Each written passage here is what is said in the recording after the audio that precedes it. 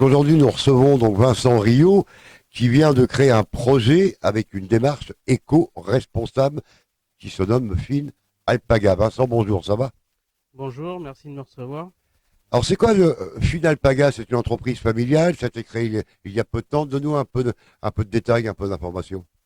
La Final Paga, c'est une entreprise familiale en effet, puisque mon épouse est péruvienne. Donc c'est une entreprise qui a été créée en début d'année, qui propose un site e-commerce de vente du produit du Pérou.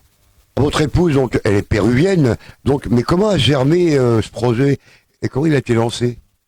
Ben, on avait envie en fait de créer un projet avec nos deux cultures, donc on a pas mal réfléchi. Ça fait 2 ans qu'on est sur le projet.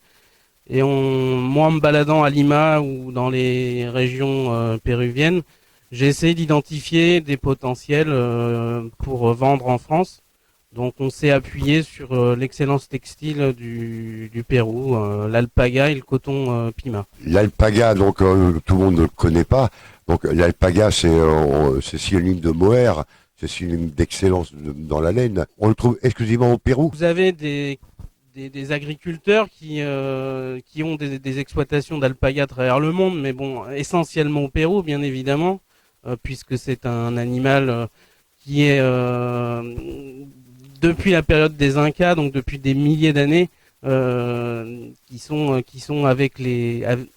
sur le territoire péruvien. Donc oui, c'est essentiellement péruvien. Alors comment a germé cette idée? Comment c'est venu ça? Je voulais partir sur des produits qu'on ne trouvait pas spécialement en France, en tout cas très peu.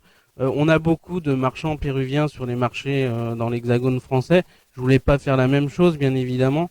Donc je me suis appuyé sur des produits un petit peu haut de gamme, enfin des produits haut de gamme qui sont peu distribués sur le sol français. Il n'y a aucune fabrication qui se fait en France. La laine vient du Pérou. Cette démarche est une démarche éco-responsable. Ah, déjà, ça permet de faire travailler des milliers de familles sur place, hein, parce que la production d'alpaga, c'est des agriculteurs locaux. Donc ça permet aussi de faire travailler des familles péruviennes. Donc c'était créer un lien entre la France et le Pérou. Donc s'appuyer sur des productions locales, c'est une démarche éco-responsable puisque c'est de la fibre naturelle, hein, et ça fait travailler l'agriculteur local. Alors comment vous allez financer ce projet? Vous avez lancé une campagne participative sur Internet.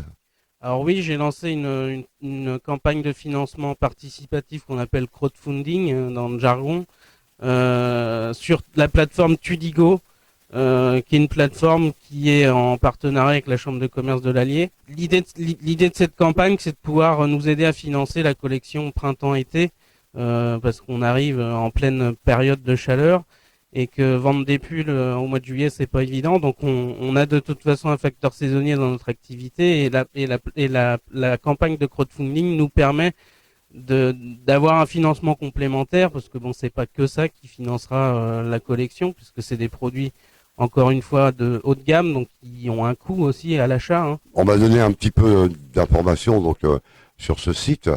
On fait un don.